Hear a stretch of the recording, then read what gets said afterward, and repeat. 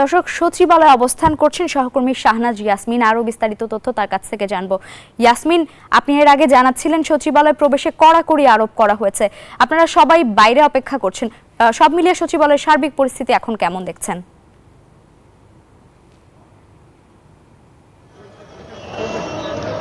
আপনাকে ধন্যবাদ জানাচ্ছি। আমরা জানি যে গতকাল রাতে ঠিক 2টা বাজার 10 মিনিট আগে সচিবালয়ের 7 নম্বর ভবনের 6 তলায় আগুনের সূত্রপাত হয় এবং 6 তলায় যেই আগুনটি হয় সেই সূত্রপাতের ডাক ও টেলিযোগাযোগ নিশ্চিত ছিল সেটা। তার উপরে আছে যুব ক্রীড়া মন্ত্রণালয়, আছে স্থানীয় সরকার মন্ত্রণালয়, আছে সড়ক পরিবহন ও সেতু মন্ত্রণালয় এবং প্রায় 8 ঘন্টার টানা চেষ্টায় ফায়ার সার্ভিসের সকাল 8টা নাগাদ আগুন নিয়ন্ত্রণে আসে। কিন্তু আগুন নিয়ন্ত্রণে আসলো যেহেতু এইটা একটি খুবই আশ্চর্যজনক ঘটনা বললেও কোনোভাবেই বেশি বলা হবে না। সচিবালয়ের ইতিহাসে মানে এত বড় আগুন লাগার ঘটনা, যেখানে 19টি ফায়ার সার্ভিস এসে এই আগুন নিয়ন্ত্রণের চেষ্টা করেছিল, এত বড় ঘটনা কখনই ঘটে না। আমরা দীর্ঘদিন যারা সচিবালয়ে বিট করি, আমরা এর আগে ছোটখাটো আগুন লাগার ঘটনা আমরা তখন কভার করেছিলাম। হয়তো দিনের বেলায় সেগুলো ছিল শর্ট সার্কিট থেকে কখনো কখনো আগুন লেগেছে, 2-1টা ফায়ার সার্ভিস এসে তারা সেগুলো বন্ধ করার চেষ্টা করেছে এবং বন্ধ হয়েও গিয়েছে। এমন বড় ঘটনা ঘটেই নেই কখনো।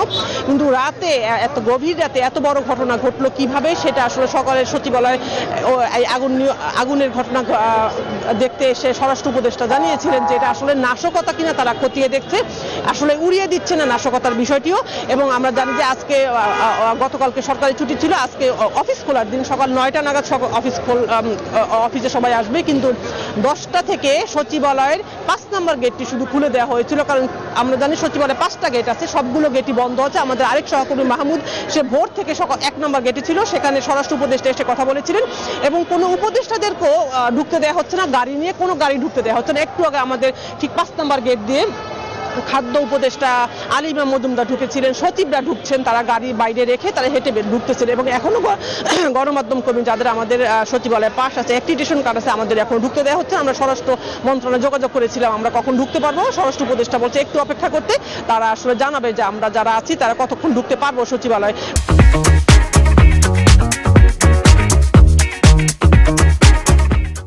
কারণ ওই 7 নম্বর ভবনটি পুরোটাই ঘিরে রাখা হয়েছে আইন শৃঙ্খলা বাহিনীকে দিয়ে। কিন্তু সচিবালয়ে যেসব কর্মকর্তা কর্মচারীরা সকালে লাইন দিয়ে 5 নম্বর গেট দিয়ে ঢুকলেন, তারাও কিন্তু তাদের কোনো অফিসে ঢুকতে পারছে না, কারণ পুরো সচিবালয়ে বিদ্যুৎ নেই এবং সবগুলো লিফট বন্ধ। যেহেতু লিফট বন্ধ, বিদ্যুৎ নেই, সেহেতু স্বাভাবিকভাবেই তারা কাজ করতে পারবে না। কিন্তু তারা ঢুকতে পারছেন, কখন নাগাদ হয়তো অপেক্ষা করছেন তারা কাজ শুরু করতে পারবেন।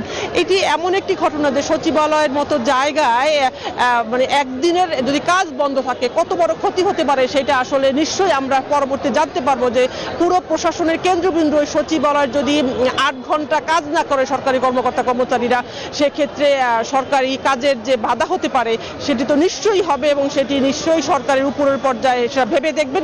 আমরা কিছুক্ষণ আগে মন্ত্রিপরিষদ বিভাগ থেকে জানতে পারছি যে একটি তদন্ত কমিটি হবে। স্বরাষ্ট্র উপদেষ্টা সকালে এসে বলেছিলেন যে একটি উচ্চ পর্যায়ে তদন্ত কমিটি হবে, মন্ত্রিপরিষদ সচিবকে বলা হয়েছে এবং স্বরাষ্ট্র সচিবকে বলা হয়েছে কমিটি করার জন্য। এবং মন্ত্রিপরিষদ বিভাগ কিছুক্ষণের ভিতরে এই তদন্ত কমিটি করার বিষয়ে ঘোষণা দিবেন।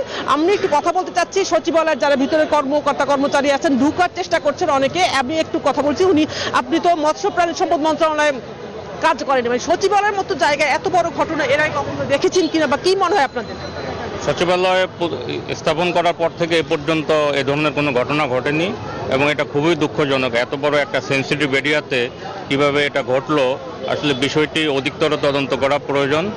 আমি ভোরবেলা ফজর নামাজের পর উঠে দেখি যে ঘটনাটা শুনেছি, কিন্তু মানে আশ্চর্য হয়েছি যে কিভাবে এ ধরনের একটা ঘটনা এখানে ঘটতে পারে। এটা আমার ধারণা পূর্ব পরিকল্পিত হতে পারে, নাশকতার বিষয়টিও এড়িয়ে যাওয়া যায় না।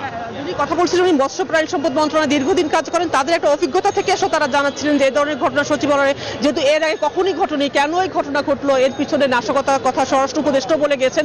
এখন যারা এখানে কাজ করেন তারাও বলছেন যে এমনটা গভীর রাতে কেন এমন ঘটনা ঘটলো। নিশ্চয়ই আমরা যে তদন্ত কমিটি যেটা করবে হয়তো অল্প সময়ের ভিতরে আমরা জানতে পারবো যে কেন, এবং ভিতরে যারা ফায়ার সার্ভিস কর্মী আছেন আমরা হয়তো কিছুক্ষণের ভিতরে চেষ্টা করবো সংবাদকর্মীরা ভিতরে ঢোকার, আমরা ঢুকলে বাকিটা হয়তো জানাতে পারবো আপনাদেরকে।